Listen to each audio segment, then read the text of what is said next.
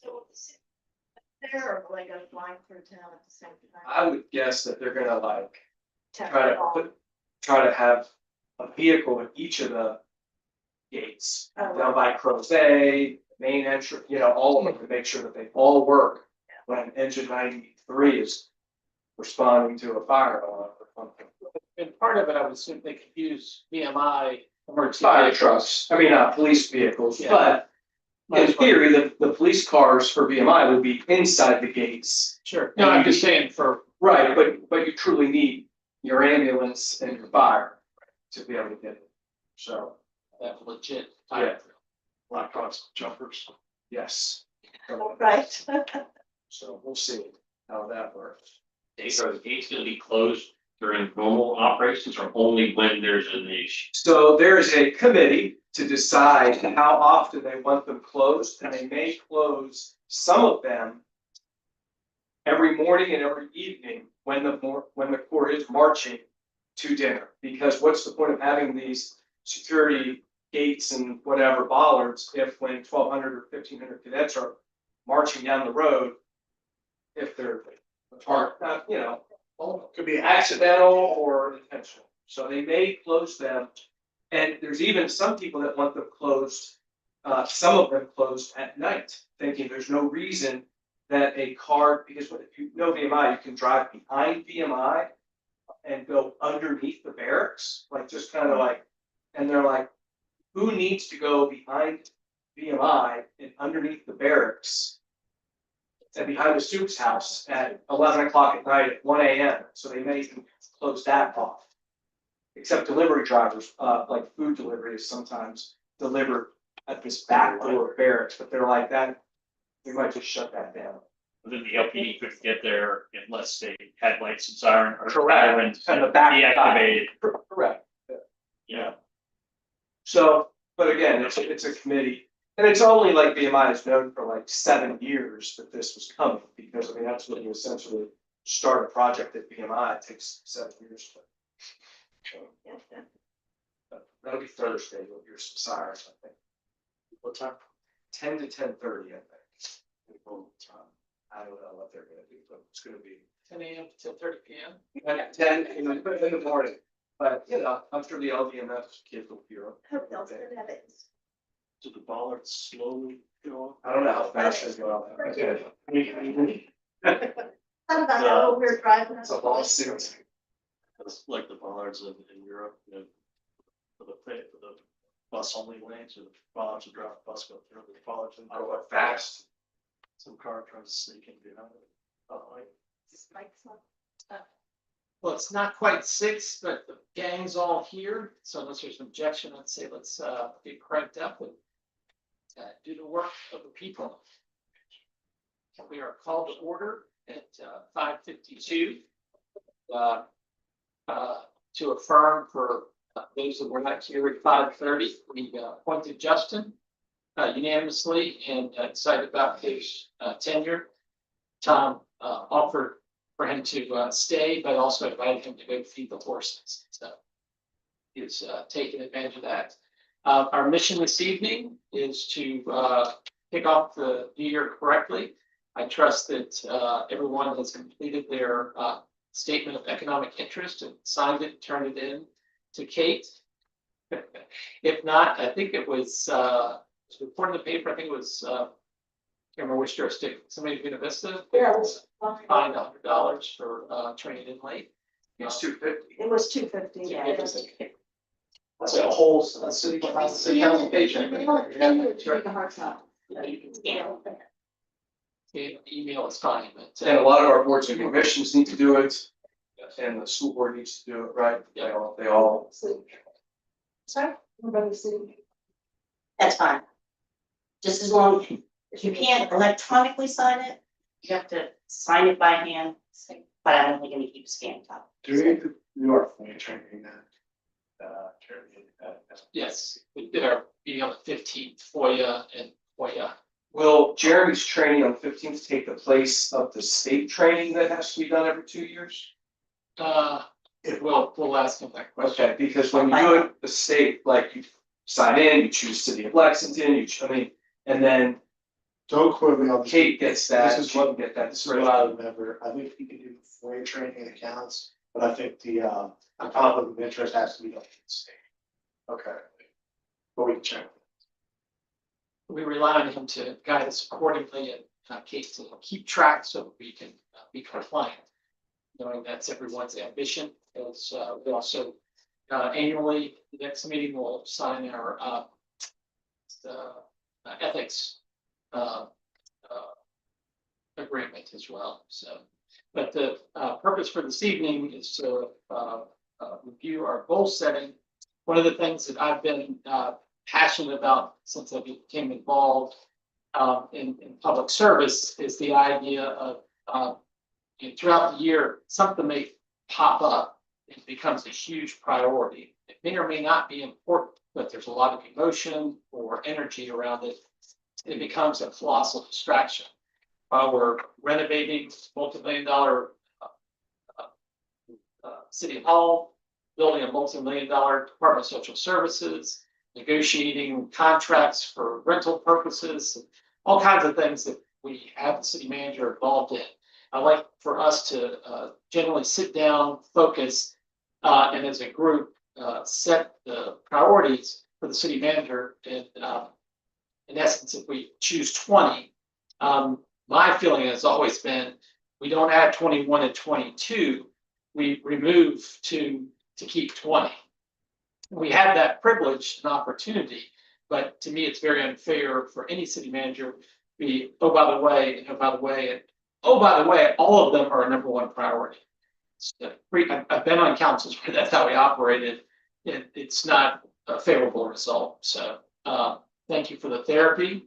Thank you for indulging me, but I'd like to turn over to Tom, talk about our goal setting and affirm the things we're working towards achieving in the coming year. Thank you, Mayor. So I identified 5 goals and boiled them down into five policy statements. I think the one that, frankly, I achieved the least amount of progress on was the first goal, which is the VDOT spots with properties. And I imagine a good bit of our conversation will be around that this evening. I'm going to draw your attention in the packet to it's page 7 of your PDF, if you have that electronically, the financial stewardship. I did ask Jen to kind of be prepared to weigh in as to just sort of her gut as to where we are 6 months in the current fiscal year. We did a budget freeze, not cut. And so I'd like Jen to kind of weigh in on where we are on financial stewardship, storm clouds on the horizon, where we are, what's good and what's not good. Page you read. 7 of the PDF, goal number 2, the financial stewardship. Yeah. Actually, it's page 6. Yeah. But goal number 2. Goal number 2 is what I'm focused on. Gotcha. Page 6, that's 7. We're both right. You're both right. The peacemaker might. It's like if Bart looked it up. 2026. Let's see that. Oh, okay, yes. So, I have looked at the numbers and it's preliminary, but, cautiously optimistic that in a couple weeks, we can revisit the freezes and be able to lift those for 2026. Yeah, I think the biggest problem we're seeing is around lodging tax. And it's a little hard to get sound through the noise because, of course, for the first quarter of this fiscal year, 1% lapsed because the Core Center paid off their debt on June 30th or June 29th. So, but overall, we think we're going to come close to meeting our interest income. We're not going to miss it by a lot if we miss it. But the storm clouds are on the horizon in terms of interest income declining next year, both because we'll be investing more money in infrastructure, but then also because interest rates are going to fall a little bit. And frankly, we become rather reliant upon that as a source of revenue. And then the healthcare are the ones that are not really keeping me up at night because I really don't sleep much at night. But healthcare is worrisome. So we're starting the budgeting process, as you know, and we'll be providing you a draft 27 budget in about 2 months. And we'll have our CIP, and there's some big expenditures on the CIP. Starting to get budget requests for the jail. You're all aware of the high school, those investments that are coming due. I noted with interest, David, you wanted some clarity as to what the high school's going to do. It's not what you expected, but you got clarity. It's not what anyone expected. And so I think in terms of our financial condition, we're in excellent financial shape. I am worried about an operationally or structurally balanced budget being concerned. In terms of organizational excellence, I'm very pleased with the living wage. Our progress seems to be made in terms of recruitment of our lower end on the pay scale employees in public works.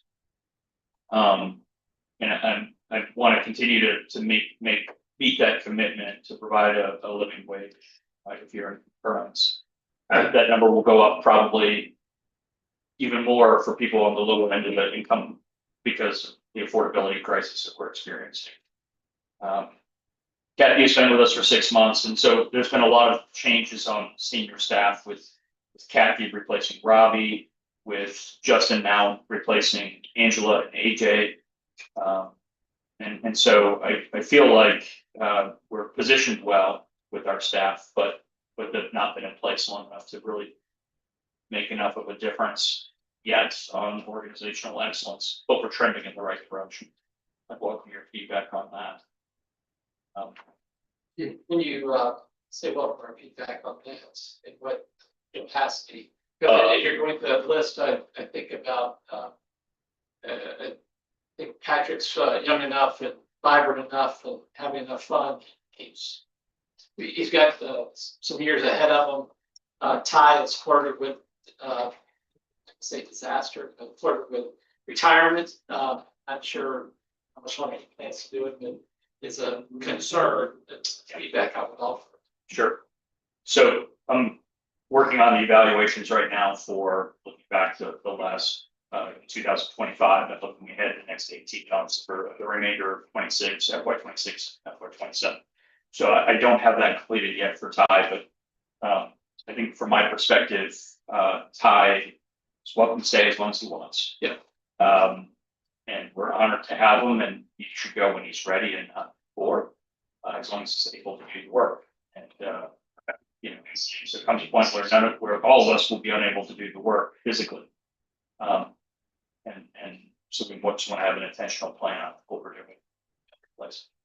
And I would just say, since you asked for the feedback, I mean, someone that you don't necessarily hire, the voters elect is the commissioner of the revenue. And, you know, she's obviously a constitutional officer, so again, we elect her, but she plays such a pivotal role in how the public feels about City Hall, feels about the city when they go in and they get a bill. And that person is able to explain why they have a bill, because everyone will get a bill and they don't expect this. You know, you might have my experience, I've run into coaches at VMI that do a little summer camp. And 3 years later, they get a letter that says you owe taxes, or you owe for 2023, 2024, 2000, like, and they're like, what? And they have to go in and they owe, because everyone else is paying that, and so the revenue sends that letter that says you owe this, and has to be able to explain it professionally. So she plays a very important role. Mentor her the right way. Sure. I think on what you mentioned about raising the wages at the lower end of the pay scale, I think that was great work. I think very important, both for retention, but also probably help put dollars back into the local economy as well. And I think it's just important to keep monitoring, you know, with the increased cost of living, you know, everything's big jumps, but just keep up with monitor that. Thank you. Good.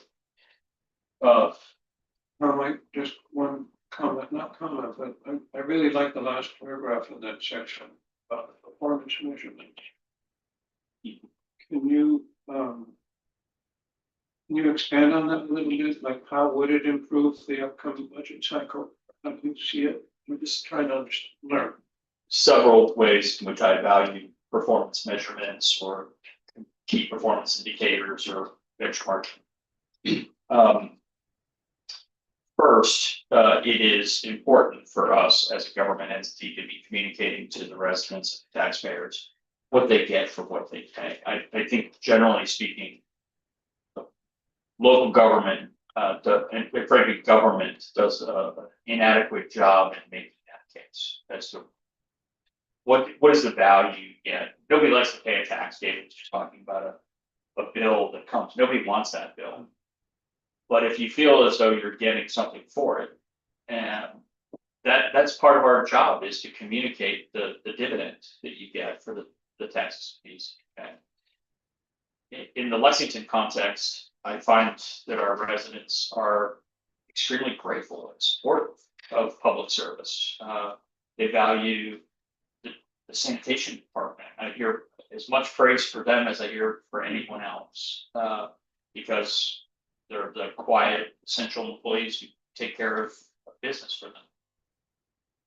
Second benefit is for you as a policymaking body. If we are going to invest in, say, professional training and succession planning for our workforce, we should be providing measurements that allow you to understand that additional money that you spent got something, and we can see a measurement changing it. So otherwise, what was the point? So I think it's really important for us to have that for decision support. And if we disinvest in an area, if we say we're going to cut services, we should be intentional about what we think the impact is going to be on services, right? So if we're not going to recycle, we're going to see the consequence of our recycling rate dropping from what it was. You just shared with me 6 months ago, like 20% recycling rate is now down to like 2% recycling rate. That is a consequence of that policy decision. And that's okay. As long as we're intentional and clear-eyed about what the consequences are going to be. Third, I think it's really important for us as managers within the city staff to figure out where we rank relative to other peers. So looking at, say, for example, our unbilled water revenue, and comparing our unbilled water revenue to other peer utilities, and what that will help us focus our attention on what do we do to drive that down if it is a problem. And I think it is a problem. And that's going to be part of our rate strategy. I was struck, John, last year when we did performance measurements on turnover by department. We had high turnover of police. It's public. It's part of the discussion. I don't remember what the percentage was, but it was like 10% or something. It was high, particularly when you invest so much in a police officer. We had 30% turnover in public works. To me, that was striking. Like, what are we doing? We have guys who are really skilled, like Scott Dameron and some of the other frontline supervisors who spend a lot of time interviewing people who stay for 3 months. We're hiring people who either we're not paying enough or we're not making good hiring decisions because they don't have stick-to-itness. And to me, that was the one measure that we did have last year that I was like, we got a problem here that I didn't know about. I hope that answers the. It does. And I think you pointed out too that the efficiency can improve too when you have workforce retention. With the health accounts, with the health insurance, I think at one point we were talking about like health savings accounts to kind of offset some of the higher premium. What are your thoughts on that, Ethan? Sure. What is that something that, I remember you wrote a memo way back, but I don't remember anything in this about that, I don't know, ain't clear. Yeah, we, during the open enrollment process, and so for the insurance year that started July 1, we made a number of changes that for city employees, incentivized employees to drop down from the Cadillac plans to the Chevy plans to the less expensive plans, the high deductible plans. And we did move people down in terms of buying, choosing to opt into more less expensive plans. One of the ways we did that was to offer increased health savings account contributions to the employees. Before last year, I think we contributed $500 for an individual, for an employee. This year it's $1,500. The deductible is there's still a gap between what they will have to pay, but we did move some people like, okay, this might make more sense for me and my family now. Do you have anything to add to that? Do you think that could be a strategy that's used in the future to try to continue to move people to the less expensive option plans? I do. One of the challenges, so yes, and that is going to be a strategy. I may phase out the most expensive plan, the KA 250, which some employees who, they don't want to think about it. They just want to be able to go to the doctor and have a $20 copay, not have to think about it. There are a number of employees who feel that way and they're willing to pay for it, but it's very expensive. We may just discontinue having them because we can't afford it. I think it's always nice to, when possible, incentivize people to Right. make the choice, but I understand. Thank you. And we would still offer a choice between two plans if we did away. We have three options, which is, one more than most organizations offer of our size. The incentives are a little different for the school district employees. So they actually experience increased costs because they were already paying such higher premiums. And some of the incentives caused people to, but for example, we had some employees who were teachers who, correct me if I'm wrong about this, but they were incentivized they were already not taking insurance and now they got $1,000 for not taking insurance and didn't change their behavior at all. And we did that because that still saved the city money, but there are some employees who are winners and some who are losers. I think if it's saving the city money and saving people choice, I think that's a good way to stop people getting. Agreed. If you would tell Erin at school that she would appreciate it. She was very conscientious about the fact that they didn't save money. No, this won't do anything to help with insurance rates right now. But possibly down the road, doing something to make a positive effect on the experience rating. Wondering if we have incorporated into the health plan a wellness program active. In my view, we have not. I agree with you.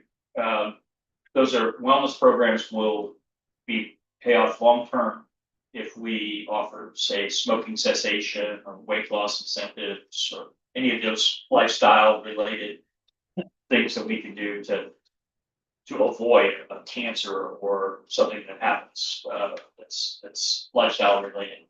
One of the challenges that we have, some of our experience, some of the high claims, and we don't get very much information about this because of HIPAA, but some of these are either chronic conditions or catastrophic conditions. And so you can incentivize, 80% of your workforce to make improvements in lifestyles. That will reduce your costs.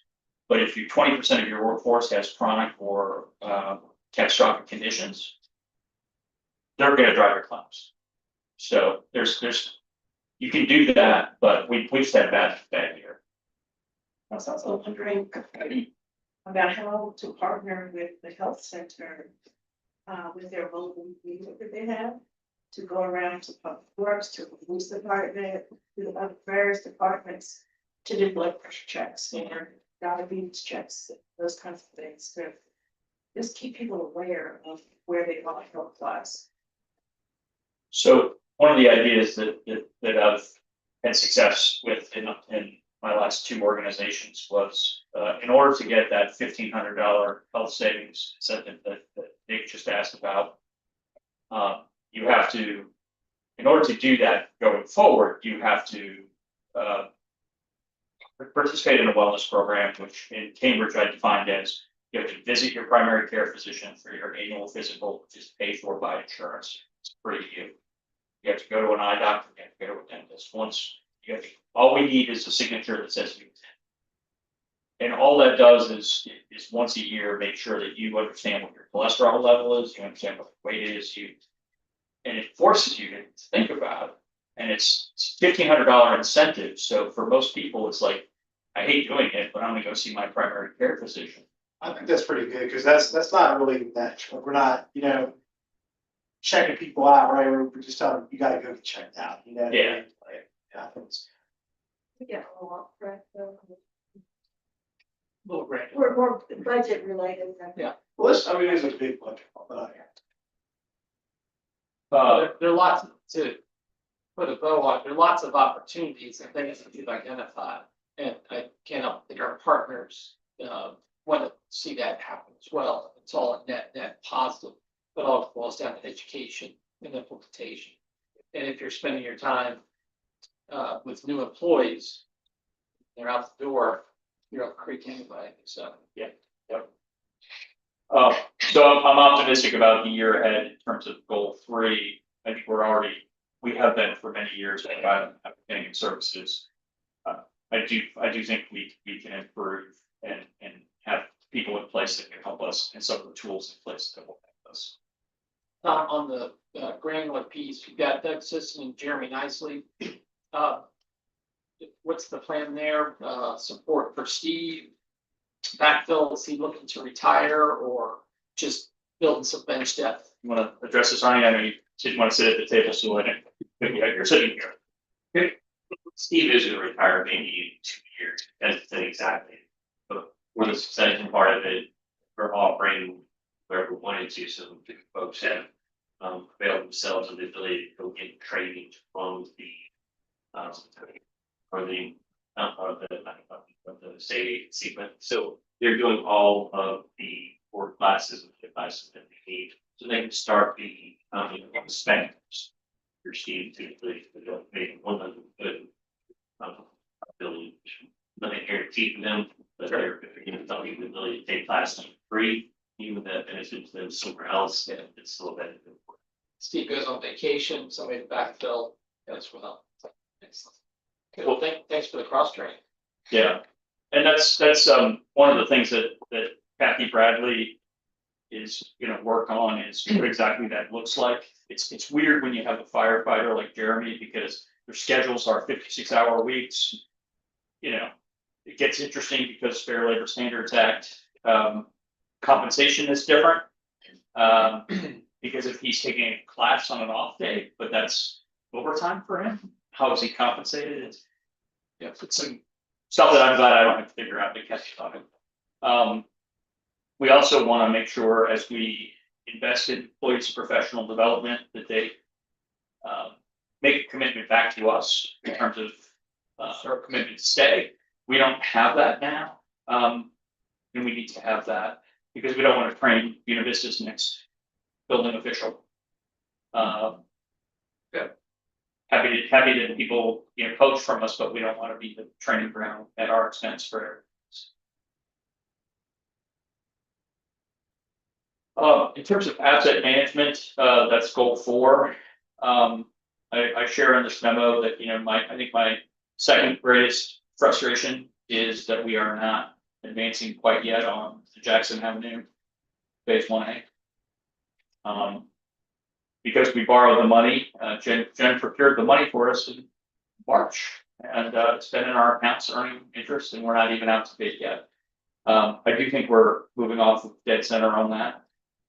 And I think it's important enough to get involved. That mostly because of the easements.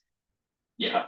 And we have to get 28 easements, I think 27, 28. Only 5 of them are permanent, but they all have to be kind of handheld and,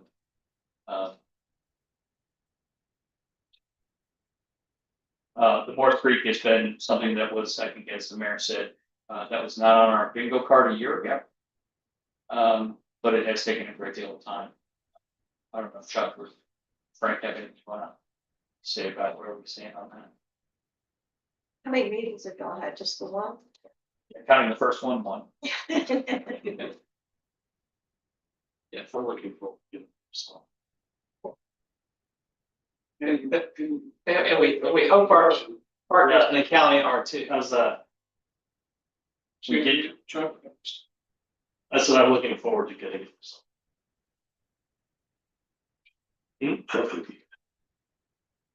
We did make an offer to pay them annual compensation.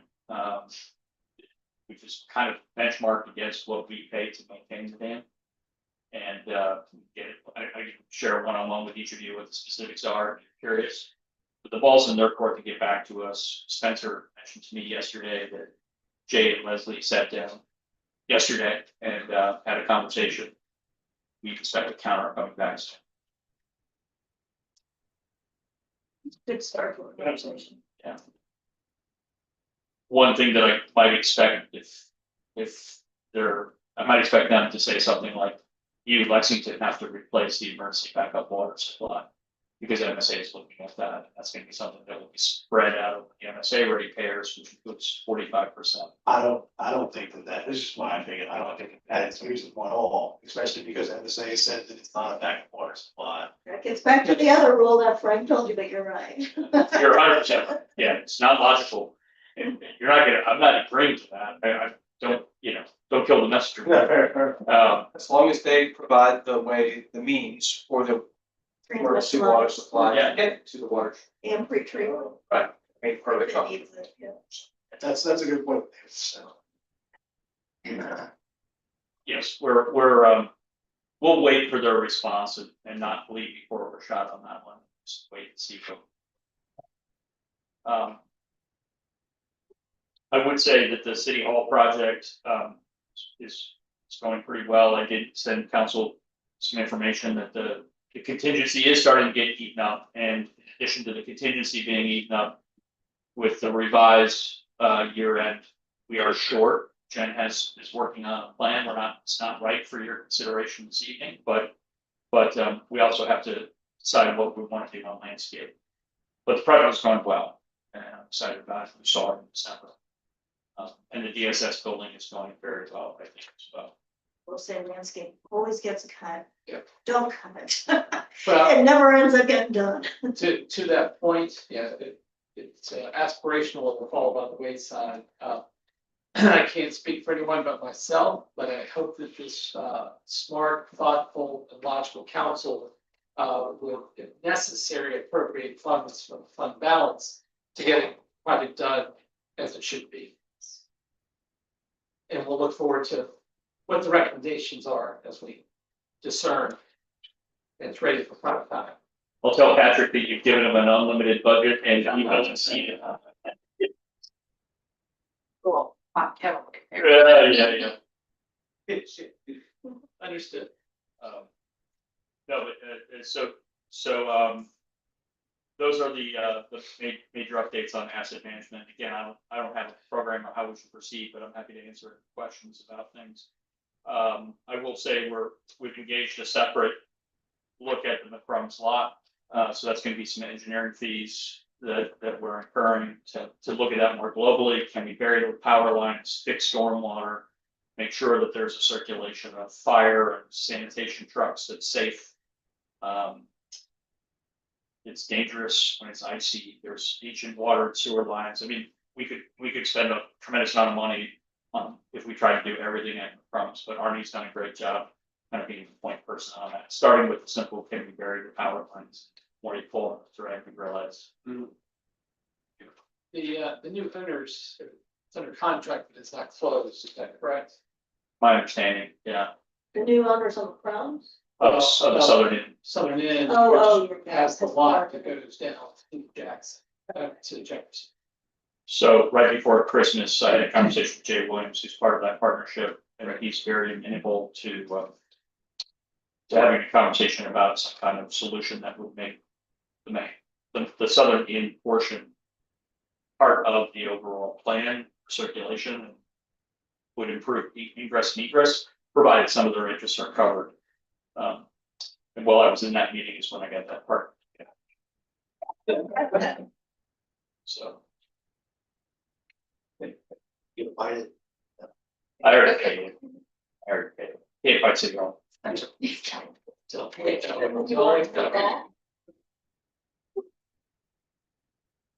Looking ahead at capital, I think I mentioned that, the jail is gonna be an expense and the high school is gonna be an expense, so we're gonna have a lot of drawdown on fund balance for the year ahead. Even before we get to landscape. And then the vibrancy for all, I took John's advice and put together a bit of a housing paper, and I think if we have the. I welcome your feedback on the resolution draft that I provided about stating the policy objectives. This is something that I think in one of our prior conversations, I think it's David, you had mentioned. Sometimes the criticism about, say, Spotswood has been that the city's being greedy, and no, not really. If we're being greedy, if you want to use that word, it's because we're trying to maximize revenue, all of which is a benefit to you as a taxpayer. And so that's the intention of that is to state that and use that as our lodestar. I think the resolution you put together was very, because I would, like, when we did that whole line, I think I was towards the middle, and I think, made it very hard. That'll probably do be towards the revenue. That's not easy to do, Nick. Yeah, it was very tough. Good. So if you're ready, we can introduce that at the 15th of January, and then that can be sort of the shotgun start to our marketing of the VDOT Spotswood properties. I do point out in the housing paper, though, that if that is our policy for VDOT Spotswood, we don't have a place identified where there's going to be any workforce housing. So I would recommend that if we really do value that the city should make a commitment to being to try and identify the next affordable workforce housing sites for the community. Otherwise, we're not, I think, being forthright with our. I like your idea of working with some of the partners, potentially in the region, to try to find some synergy to, make that happen. I agree. Not so sure we can always take the lead if it's gonna be in somebody else's backyard, but we should partner. And for example, in that one, on the other housing, Habitat is going to, do 9 units or something, so I think those could be added in with maybe other community partners, but we just plug in there. So it's a great start. On that one, I was gonna send you some comments on just maybe grabbing some references from the comp plan and as kind of a preamble to it. But The housing paper. Yeah. I could do that, but I did have one. If you want to go back, since you mentioned it, the whereas policy statement for VDOT. And I was thinking about this on the drive back today.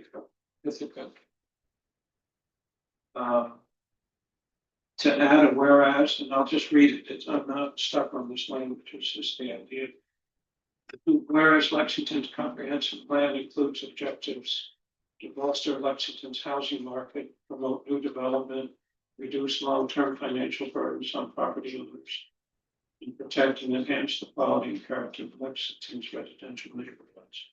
So it's plugging it, it's referencing the comp plan. Maybe Arnie and you come up with a better way to do it. You didn't type that out on your phone while you were driving. No, Debbie was driving.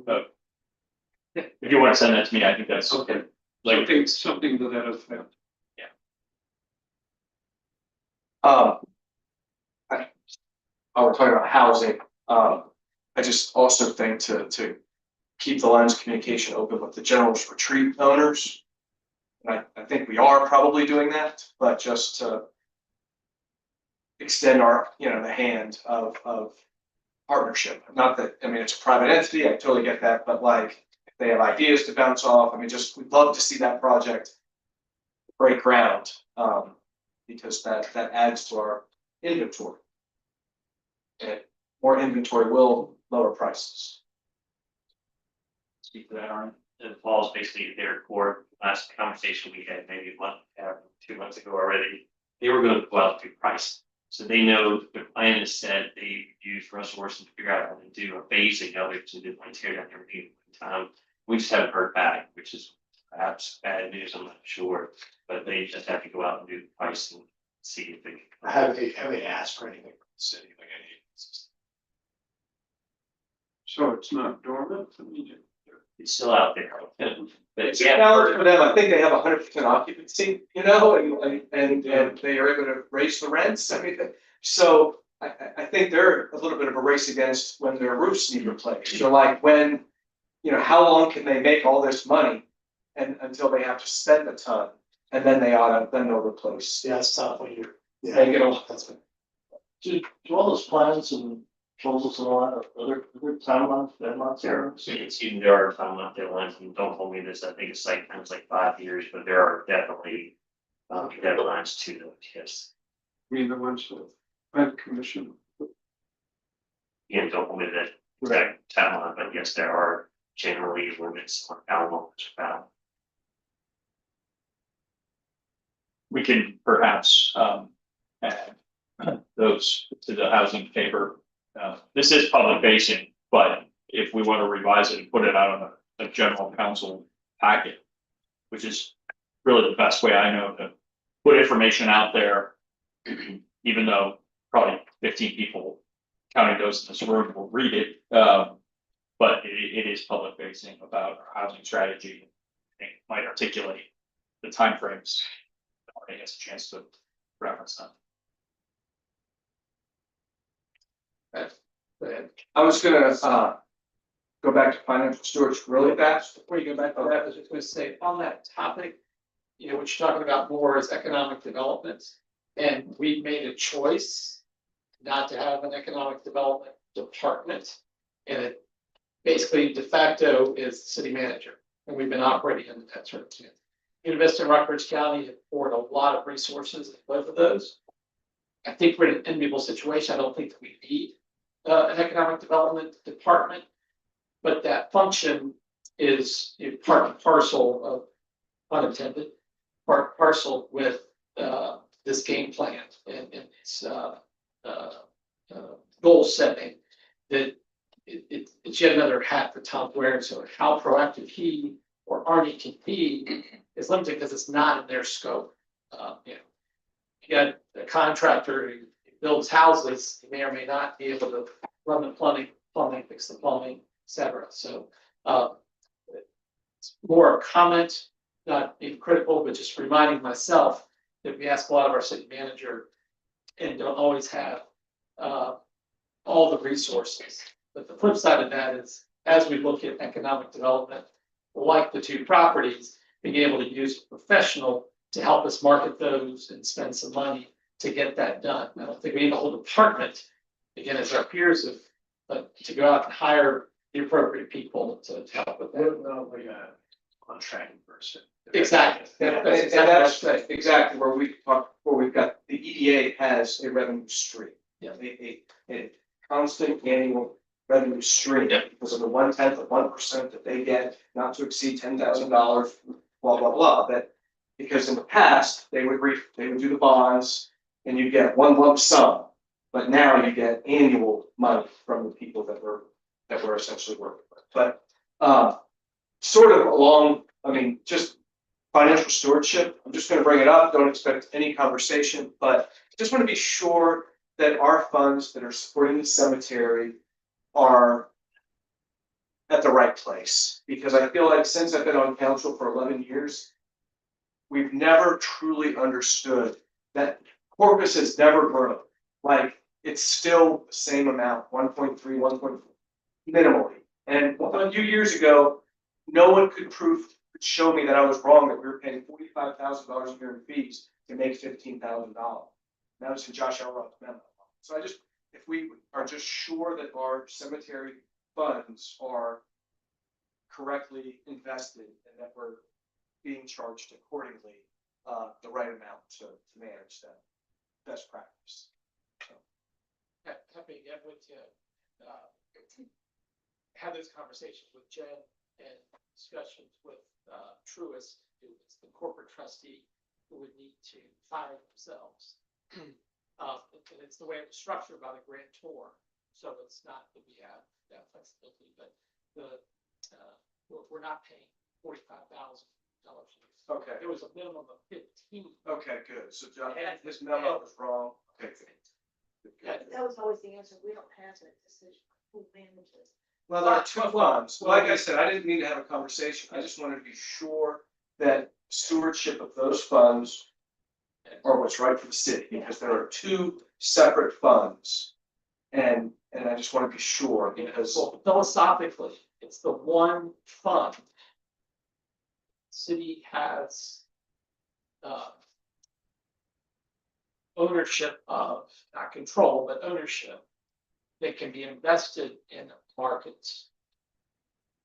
They're unable to invest anything other than LGIP and CDs and government bonds by charter or financial policy. And Jen, if I say something wrong, please correct me. In that particular, the grantor put the money in. It was invested to provide income to support the operations of the cemetery. I go back to the concept in the 1930s when the school board received a $10,000 CD. And the interest was to be used for scholarships for women going into stenography. And in the 1990s, when some of us were on school board, they still had $10,000. It never grew because it was never structured to grow. The same thing conceptually is identified with the cemetery funds. And when you're pulling the income out, using it to subsidize, you're foregoing, especially if it's invested for income, because CDs and bonds can't go up 20% in general.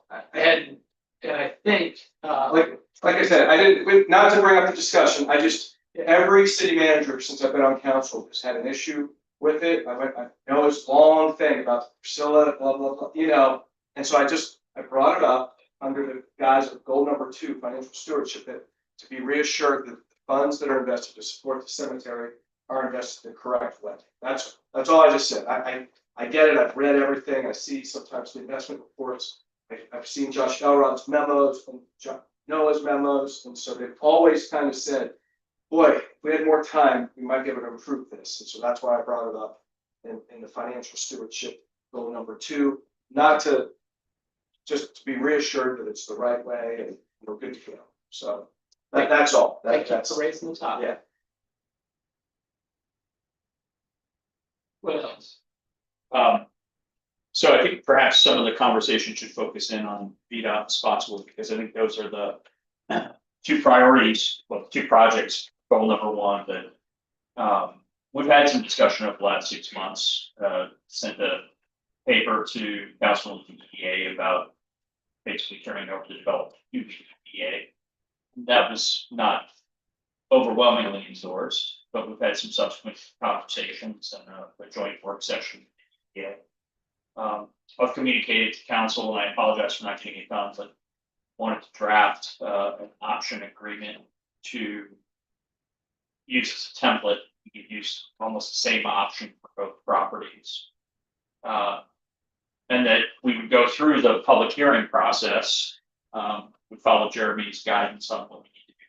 But to turn over to the EDA the ability for them to execute an option, knowing full well that they may not, probably won't execute an option on one or both of the properties. But that gives the EDA the ability to go find the developer that we want that accomplishes the policy objective. Council will still be involved in the process, because any redevelopment of VDOT Spotswood will involve zoning changes almost for certain.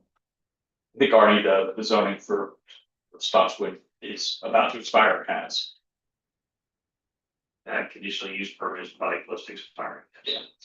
So there'll be a zoning process which will involve public engagement, neighborhood engagement, public hearings at both the planning commission as well as at the council level. But your focus at those zoning meetings would be purely on the zoning issue because you're not the applicant. You're not exactly the EDA or developers bring forward a zoning request. So there's a bit of purity involved, even though, you know, ultimately the city still owns the property. I don't know where council is on that, but that has been kind of what I've been trying to work towards in the last 3 or so months since we had a joint meeting in October. Going back to something that Frank said about us not having an EDA department. There's no, and that's fine and good, because we don't have the availability of land like the county does. But there, I think there is one missing thing, and I think that when we have a business that closes and we have vacant commercial property in the city, it just sits there because we don't have anybody going out to, you know, find somebody to move into it. And people talk all the time about when places close, you know, what should go there, what they'd like to see there. And when that energy is flowing, there's somebody that needs to be watching that and trying to go out to promote somebody to take that property over. Thanks, we're having us do that. That was very good, about any properties downtown, and most of those properties are still. I was thinking more so, just for example, KFC. Yeah. Those kinds of properties in the outer Washington areas, but still in the city.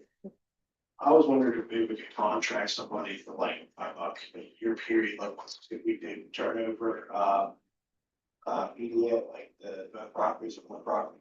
You know, and then have them work on that, maybe be their primary goal is to market those properties, but maybe on, you know. And so that, you know, we essentially pick a timeline where we're trying to focus on some very specific economic projects and hire a point person, but it's not a mission to let, you know, we got, you know, sold, developed, and sponsored, get sold, developed, and maybe we get somebody in KFC. We might not continue to do that, but kind of like, we have incredible works with the DSS building. That's kind of something that, you know, an idea. Yeah, I have a couple of thoughts on that. Yes, we could do that. The challenge is we have a property down the street that's vacant that Max Cuff owns that could be developed. We have a property where the historic house that burned, burned out for many years. It's owned by, I don't know. Shy-Clark. Yeah. They own a piece of property and are able or willing to sit on it and not have any income from it. And I don't know that I want to market a piece of property that doesn't have a receptive property owner. When you have a vacant storefront, and I see a difference, Maryland, between the KFC as an example, and something in the downtown, but I do think we have engaged Main Street Lexington focus. And we spend almost $100,000 a year on that contract, and it's a great value for us. But I think that is their focus to try and fill, say, the Cafe Bistro. And to have that granular level of knowledge, which is really our economic engine. And I would say on top of that, another, you may not think about right offhand, but the chamber is actively talking to people. They're not marketing a particular spot. Like you're speaking of, Ballard Park comes to mind for me. They won't sell. So if you don't have a willing seller, you have a crackpot team to do economic development. But if somebody doesn't want their property developed, much like the blue sky, it's falling into, because the owners, the property manager went to press the owners, so. I understand, I completely embrace what you're talking about. We have the good fortune that we're not there yet. Yeah, and this is the thing, if you had somebody who specialized in a part-time basis or temporary basis, they would have the nuances of all these different properties, know what to promote what. Specifically with the spots for property though, I think we've had issues in the past with not getting a number of applications from different developers to come here and develop their properties, you know? So that's kind of where I was going with that. I think if we could find other additional development options that don't get bonus, but if there's somebody, you know, if you're gonna take the point on trying to market or somebody from EDA, then I think maybe we don't need that. But it's one of those things that, you know, with the gentleman that came in and advised us, you know, we would probably just try something different. And I think, you know, we really want to get the word out about these properties. You have a full schedule and a lot of city staff has a full schedule. You may not need a permanent person to do something like that, but it may benefit us in the short term to set that. Yeah, I think you brought up Tim Davy, and I think it's an excellent point. I mean, we have a standing contract with Timmons, and it's kind of incumbent upon me next to reach back out to Tim. We did get a modest Virginia Brownfields grant, which will help with the VDOT property, so we'll see some progress and de-risk it a little bit. But I think with regard to VDOT Spotswood, what I'm gonna ask Tim to do now, come up with a list of developers around Virginia who might have an interest, and chances are most of them won't, right? But ask him to come up with who we should call on. And I'm not a salesman, I'm not a marketing guy. That's not my forte, but I think if we can invite some interest, it won't be an individual from the EDA doing that. There are some charming, you know, great people on that, but I don't think we're gonna invite them to drive to Richmond, whereas I would do that.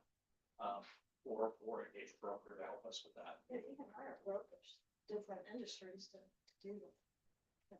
And I thought we had kind of already agreed that it was fine for EDA or us, whoever, to get whatever help they needed to market it. The issue is more, yeah, are we gonna move forward with EDA doing it? 'Cause it sounds like Tim said, we need to do something differently, and the developers don't like working with. So. We can find a way to screw up a deal on the hard. You know, you mentioned earlier the idea of the zoning that would come back.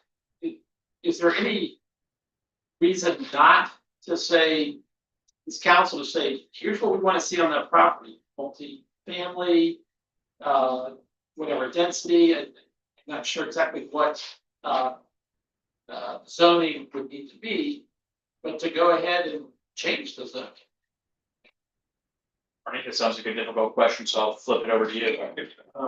As an example, of spots with those RLC, so you go and put multifamily units on there, you could conditional use permit, which will over the path last time, or you can rezone it to RM, residential multifamily. Yeah. And then you have whatever the uses are that are baked in that residential multifamily without having them potentially, as long as whatever the proposal is meets those density requirements, the other requirements within that zoning district, then they don't have to go do that public hearing process. Right. If you want everything that is that's allowed by right in the multifamily zoning.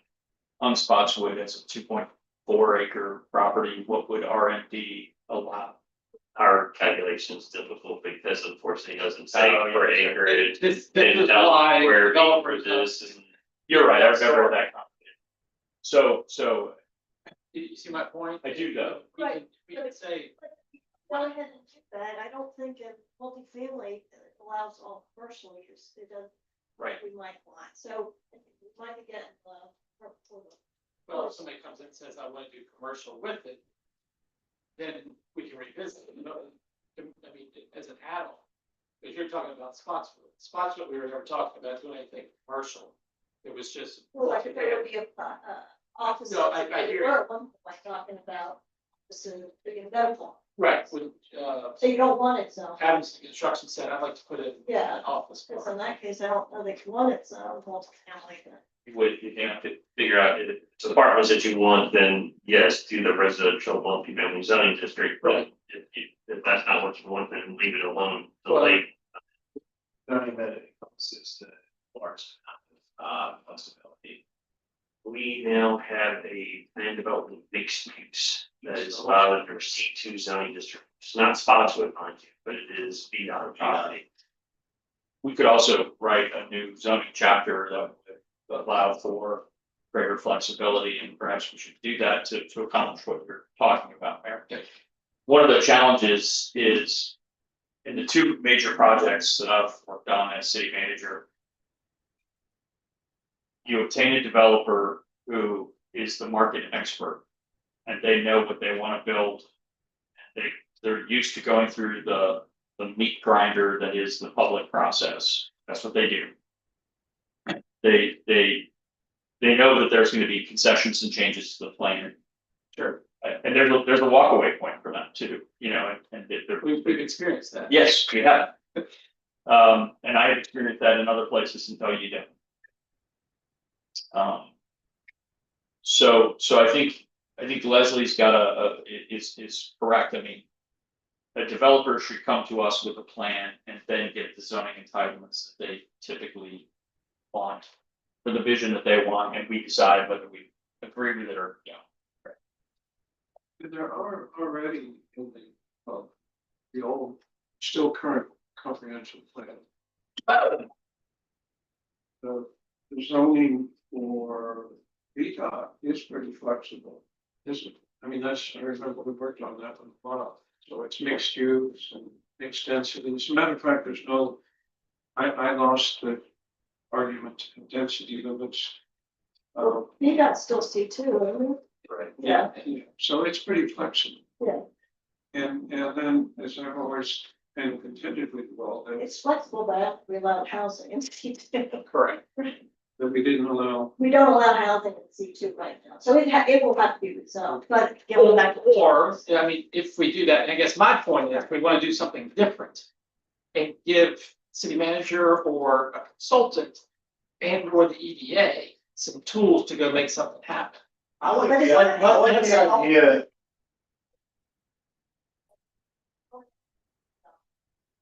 But you're still gonna have, still have the potential to rezone. Let me verbal vomit this and you correct me, but if this council embraced, we're gonna change the zoning for Spotswood to multifamily. And whoever comes in and says, man, I wanna do commercial medical offices on the first floor and apartments above it. Prove the concept, we know what we're doing, that's what we're gonna do. They'll go through the meat grinder and we'll say, yeah, we like that, or, yeah, we only want it to be residential. Get that flexibility, but we've made a statement, I think, in saying, this is going to be residential. But I don't think. If you zone it, But I don't think we want to make that statement. I think the resolution is very good in that it says we're looking at anything, we're most interested in ways to expand our tax base. okay, And I think that's perfect. At least for the VDOT property, I like the idea of maybe having to do some, when you talk about having a new zoning chapter. So I feel like there's a lot that could be done there, maybe allow for both commercial and. I like that, at least for that part. That PEMU plan development mixed use could be rezoned to that, if that would allow the first floor commercial and residential above. So that's already something that we have. We have Another zoning district that we need to do is just a more flexible plan development residential. But that's not what you need for VDOT. We already have something for VDOT if you want to do mixed use. I mean, at the end of the day, we need to attract developer who wants to invest in Lexington and thinks that it pencils, as we hear everyone say, does the project pencil? Project was gonna pencil out your Devil's Backbone until it maybe didn't pencil anymore. So someone will look at the land and say, look at Lexington and be like, I would like to build something here. Then they figure out if they can, and if they can, we need to provide the approvals if it works with what we're willing to be there. And our statement, you know, the resolution, I think, puts out there pretty broad terms so that a developer can be like, okay, they're serious. They have messed around for a long time. So I'm not sure if I don't want to spend any time with our planning commission trying to read the mind of a potential developer, and therefore we're going to rezone it before the developer even sets foot in Lexington because we know what you think you might want it to rezone. Like, no, come here, developer. Like, look at the land first. That's my Maybe- thought. Maybe to Frank's point. If Arnie could look at those two sites and say, what could we develop now? Just to be clear. Because I think we're all talking, we're not quite sure ourselves, especially when I'm not on the planning commission. So, I mean, what is the development potential? I've always contended that the spots where it be done are two very different projects. One's inside the city, more sensitive neighborhood context makes a difference versus VDOT where there's less neighbors and you have much more flexibility. Also, VDOT is in a way, a kickoff project. It's what I would call a catalyst project that could help influence the future of that South Lexington neighborhood. It's So the Renaissance, You were right. It's a larger piece of land, working problem. Okay, but going back and thinking about the RM use, the residential family, it's somewhat limited. And I can recall, don't know whether it was by right or conditional, but talked about daycare center, maybe nursing home, adult daycare, those kinds of things, in addition to family. Still don't think, best thing we can do is move forward with the resolution and let people know we truly are open to Yeah.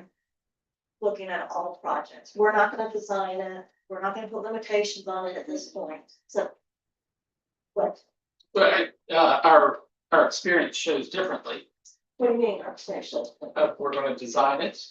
We're gonna. Right, I'm saying we're not gonna do that, we're gonna I, pass this and move it on to the EPA and they're gonna follow the resolution.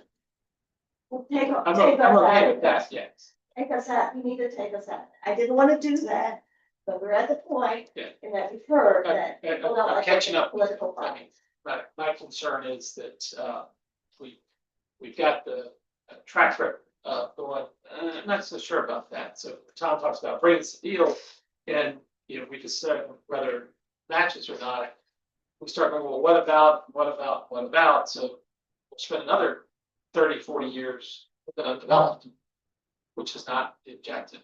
So yes, utilize the EPA, say, come make us a proposal and to have the audacity to accept a proposal. Is the path forward. I understand and hear what you were saying though, Mayor, as how do we communicate to the marketplace that we're serious and we're going to be open for business, get this done. Without, you know, being doormat, but we have to recognize that we have to stay on our own, right? Yeah. Renaissance, ready. Tom, I just wanted to emphasize that on your 5 of 29 and 6 of 30, which are page number 5, said, lastly, I'll be drafting a critical path schedule with key milestones identified, so everyone has a shared understanding, likely of that. I think that's a great idea. I would agree with you, Jonathan, it's your idea. I know. Got it. I don't have. But I'll agree with you that I've had a great idea.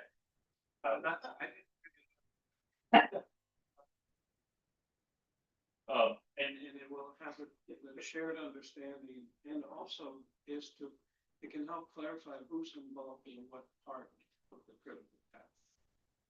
Yes, and I'll do my level best to do that. I will also point out, as I think it was Eisenhower who said, It'll change. it'll change, yeah. Plans are meaningless, planning is everything. And spend too much time. That should be in the Rockbridge. On another housing topic. So, do we keep track of how many accessory dwellings are built? I think, how many people are in? And how many? Do we keep, so we just only do one, no, since we passed that. It's an Airbnb too, isn't it? I can't remember if she wanted to switch over, but then there were complications with that, so I can't remember if she actually left it in. Yeah, sometimes it worked for her in the house, and she wanted to switch it over, but I think there were complications, so I think she kept it here. They should do it, yeah, that's right. It's a long-term rental. Did you have One any, person, one person. did you have anything inquiries about, people that were interested in doing it, that never fallen through? Not many, honestly. I wonder if changing the occupancy could facilitate more interest. Make it a lot wider market. It's a lot like chickens. Right, we got it for chickens. A lot of energy, a lot of passion, not much action. Like the chickens, a whole lot of arm flap, but not a lot of volume. That's it. Yeah, I struggle a lot when you hear it, like the Central Shenandoah Planning District report, that government regulation is in the way. We have both ADUs and cottage housing, and these are suggestions of what we can do to stimulate it. We've done it, and thus far we have 0 cottage housing developments and 1 ADU. We have some chickens. That's been a dozen. It probably takes time, but I think it also is, people are gonna say, am I gonna be able to rent this out? You know, I think that's a big part of it too, like if it's to build something they can't rent out. And it's not cheap to build. That's the thing, That's- it's not cheap to build. Let me tell you, Yeah, exactly, you know, Yeah, I mean, it's like, People I've talked to who thought they were gonna do it, found out how much it was to build, said, nope. Yeah, it's not till the land values creep up. People start. It's there. Or a life situation with a. In with the an long in-law, run, yeah. So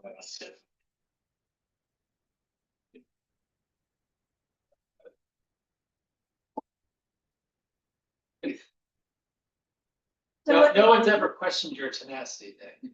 Listen, I was gonna say, so what do you need from us at this point? Only any other direction, are these goals still, the goals for 27? I think they are, but if you have specific additional projects that should be added to the list, I mean, goals are pretty constant, projects and initiatives change to implement them over time. Yeah, I mean, that was one thought I've been reading this with. In the way the CIP comes, a lot of the projects have fallen. And we're not getting into that granular level of discussion. At this point. In terms of the larger goals. Yeah. CIP will be before you in 6 weeks or so. it's always is a push and pull endeavor where we look to the city manager to tell us what things are important for the city that we need to be working on, and then for us as a council to say, here's where we want you to focus. Projects, as you mentioned, they'll change. We won't be looking at a renovation of the city hall for maybe another 50, 75 years, so we can check that off later this year, hopefully. But it's important that we all understand the direction that we're heading, to give the team and our leader the proper support to get where we want to be for the next, for the calendar year from that standpoint. I greatly appreciate everyone taking the time, especially staff and Tom, for putting this together. To, the nuances and the details can get cumbersome. And we may fight like dogs and advocate for our positions on different items, but at the end of the day, we're still working to do the best job that we can as a group for our neighbors. And one of the things that's not in here that is always the gut wrenching piece is, what's the regional agreement with the jail going to look like? What's MSA's future going to look like? And those are things that we don't have in our control. They're embedded in here, but they're not explicit. But I'm sure we'll be having some joint meetings with our partners to talk about some of those details.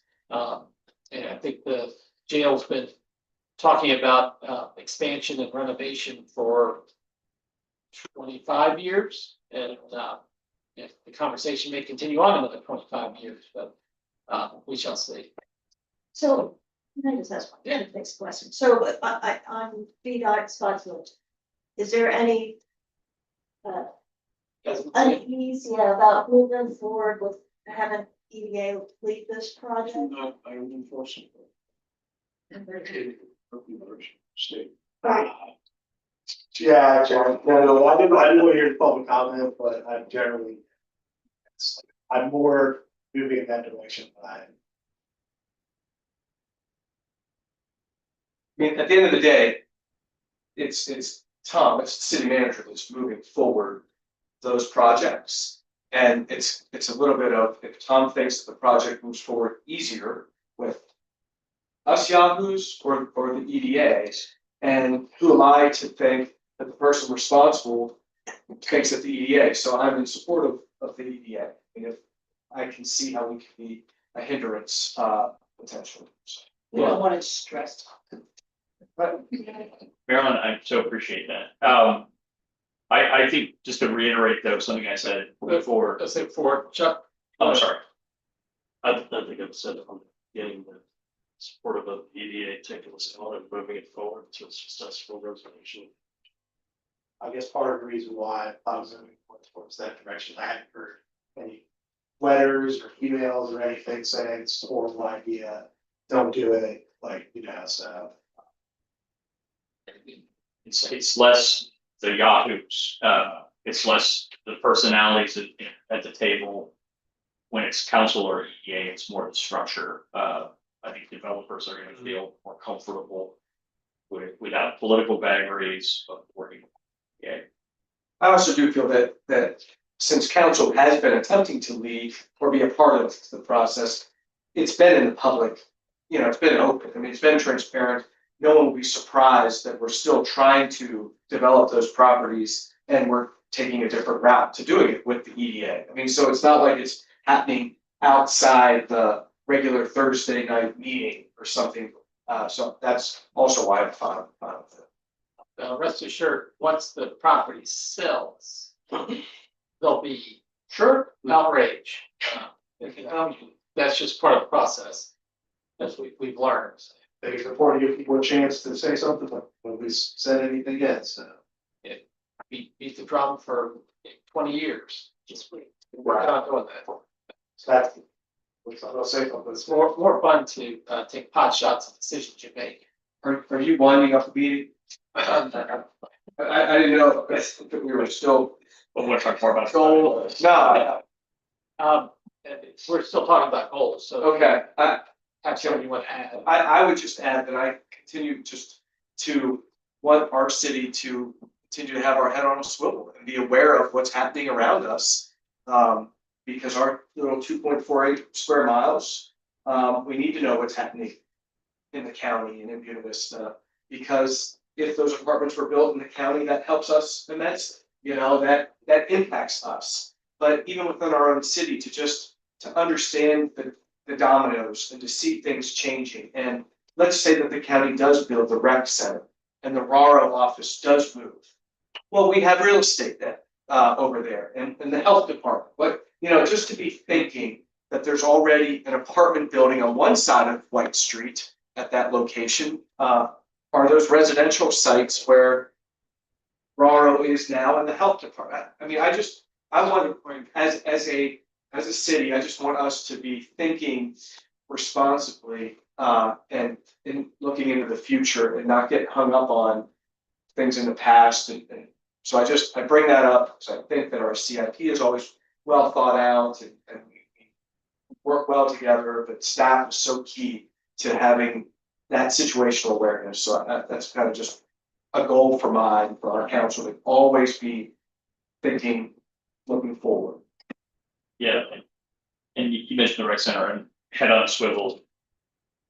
So the concerns that I'll share, which I think you all have identified independently of me bloviating about it, but our capital cost for the jail next year the jail design costs, it's a portion of design costs, will be $473,000. Univistas will be a little less than that, but it's gonna be 400. I don't remember the number, but they're a slightly smaller population. That's gonna be a big sticker number for Univista. It's a big sticker number for us. What's the county's one? About 1.4. Because again, it's based on population, and so, no, and 3,500 of our residents are students of our 7,000, and of course, our inmate count is low, and we're fortunate for that, but this is truly where the capital cost is based on our It's the fixed cost of the jail. 7,000 people, or whatever we have. So where I was going with that is it's gonna be a sticker shock for our partner, Univista. And as generous as I think the county is being in terms of constructing the recreation center, is being split, between the city and Rockbridge County for the school portion and entirely by the county. There's gonna be an operational cost, which I still don't know, on an annual basis. And if Univista is, as David mentioned, potentially concerned about paying for adult recreation, I can see fast forward 2 or 3 years when they're getting a bill for their share of the operating costs for that center, where they drop out of our Univista. or next month. Yeah, we might have to wait that long.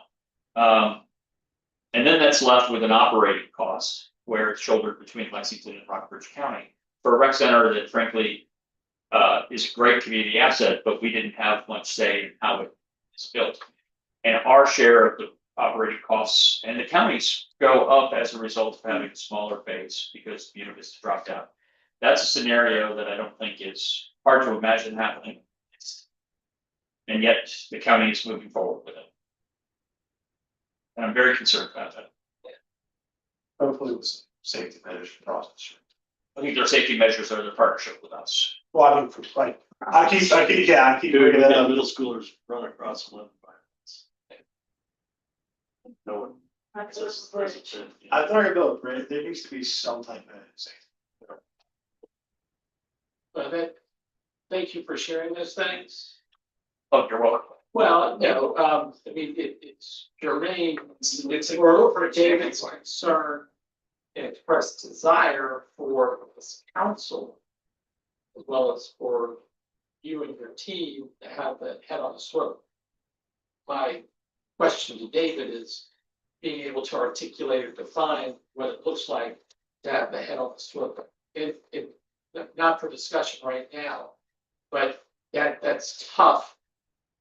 As things continue to change, I think with the relationships that we have, that he has with the current city manager, what happens now that Jason's resigned, what that looks like going forward, how they're gonna operate, I have no idea. I think we got a good working relationship with Spencer.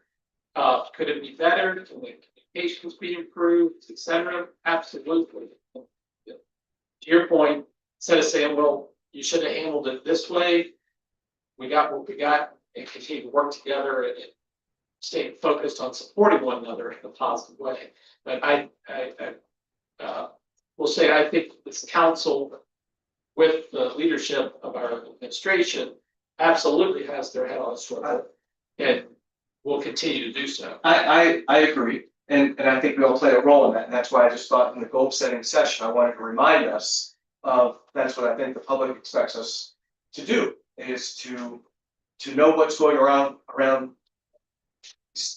outside of Lexington. No, that's silent. We have, for 3 to 4 years known, we've been relying on interest earnings. So that is not, as interest rates go down and that, those monies in our budget as they may decrease, we're not surprised. We don't like it, but we're not surprised. Our head has been on, so we are aware. We know we may have to make hard decisions because of that. But I mean, I just want our council, the cohesiveness of our council, that we may disagree on things, but we're not, pulling the pin and throwing a grenade saying, I'm gonna do this, not knowing, not understanding that actually can't really be done, or there's incredible, ramifications to doing something that's irresponsible. I agree, we know what we're saying. Right. Right. Yes. I think for example, the offices move, but still got built those buildings. It is where that situational awareness helps them forward, right? Thinking about One example that I might come up is the hotels, right? Like new hotels being built, that can have an effect on the lodging tax here. How we address that, I don't really have an answer for that, but we're aware, but yeah. It's already in. But just, I appreciated there was a comment about the Knox house. And we may renew the lease, which is, it sounds like it makes sense right now, maybe, if that's what Tom brings forward to us in January, but also the comment was we may need to not own that in the near future. And understanding how we may divest from that, because we don't really maybe want to be a landlord for a single family home long term, that if a HVAC goes out, where all the rent goes to replace that in 1 year.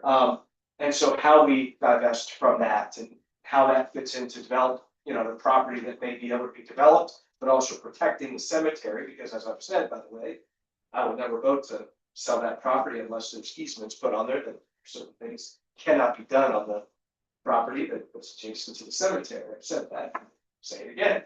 But so again, head on a swivel, our council, good staff.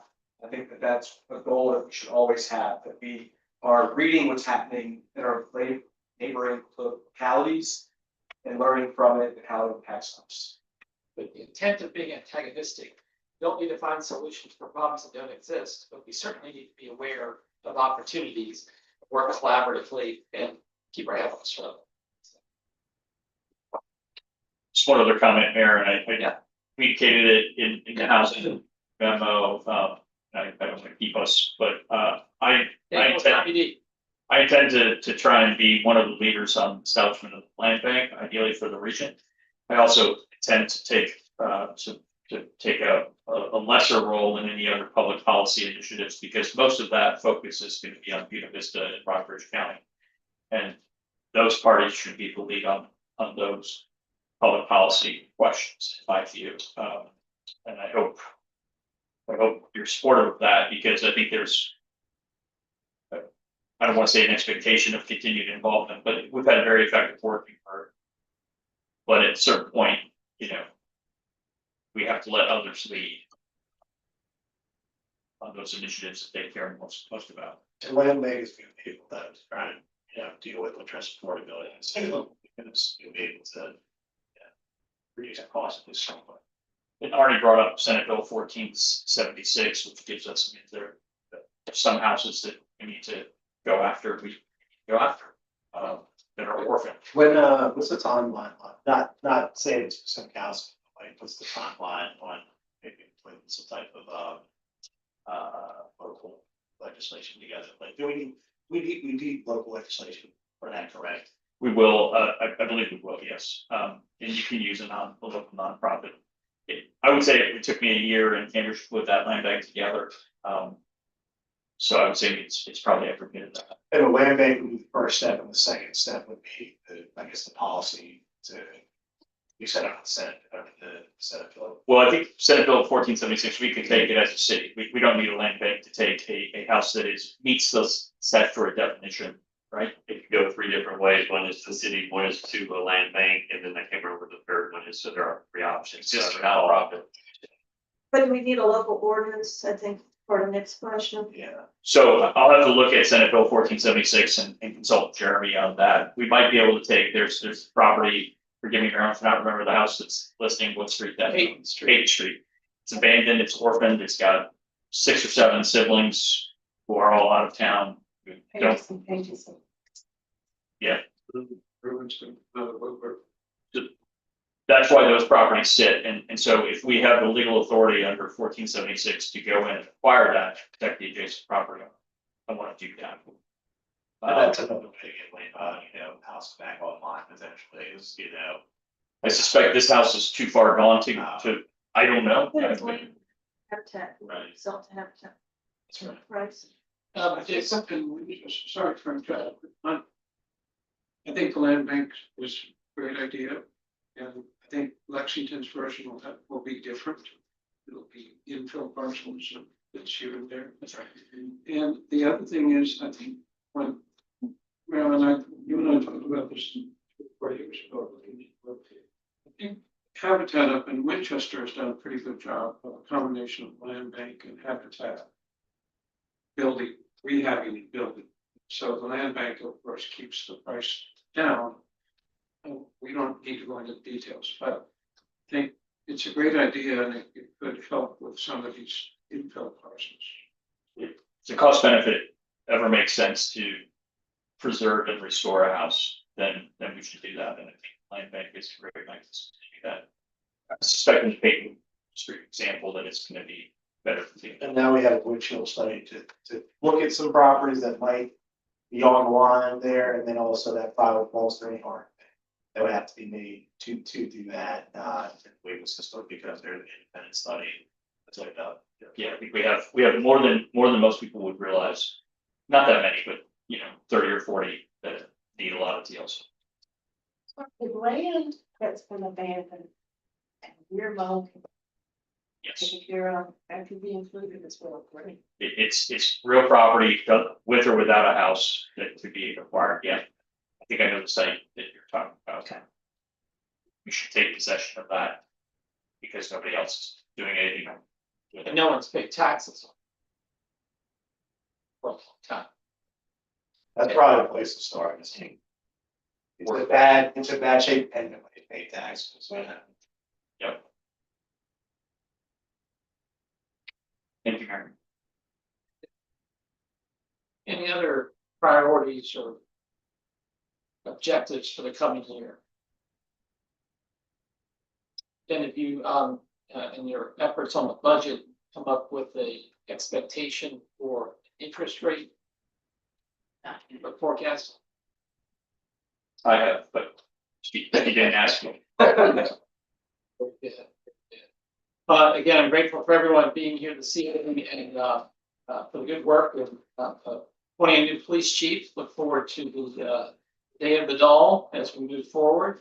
And to the goal setting that we've done here and the work that will come from staff as we make progress in balance of this calendar year. So, next meeting will be on the 15th. We'll have Jeremy and do some Koya and Koya. And between now and then, working on, I think I've mentioned before, if anybody would like a different committee assignment or see some, I always think there's benefit in changing. And if there's something that's a passion that you haven't had a chance to work on, if you'd like to, let me know and we can look to update as we organize on the 15th and embrace the new year. Any questions or comments? Happy New Year. Let's close it. Yes, sir. I do think it would be good to take a look at the city council salaries, protection this year. They've been doing that, they are for a long time. Probably might not even from Right. I think that's important, not, in the future, because as people leave council, we want to make sure there's enough people that are running for council to fill all the seats, and that's happening next few years. Very good. So it's been discussed and not acted on. So thank you for raising that. As the city manager, I know there's a timing process of years when you're looking at it as we're doing the budget. If you take a look at that, bring us back a recommendation. Yeah, and I think what we'll have to do, I'll check with Jeremy as to what the statutory requirements are about. You can't vote yourself, pay increase, so it has to be on the other side of an election. So we have to, if we're gonna do a legislation, it'd be for a future council, and we'll just have to take his guidance on that. Not 100% of my understanding, looks like if we did it this year, anybody who was running for reelection, it would take place next calendar year. Right. Next. There's a process. So, but, Yep. unless there's anything else, we will stand adjourned at 7:23. Thank you all for your time and talents.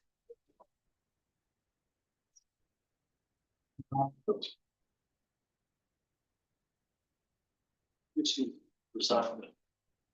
90 days. April 9th, I think is the place in Costco.